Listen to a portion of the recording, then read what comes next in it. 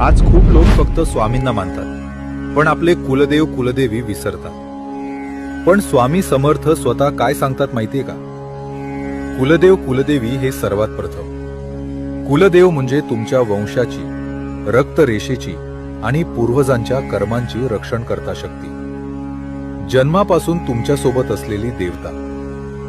स्वामी, गुरु, इष्टदेव हे मार्ग दाखवतात, पण घराचं रक्षण कुलदेव करतो।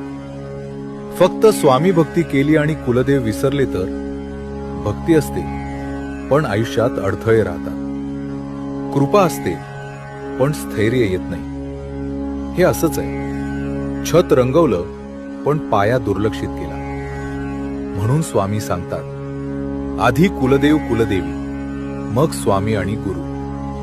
हे विरोधी नाही, हे पूरक आहेत।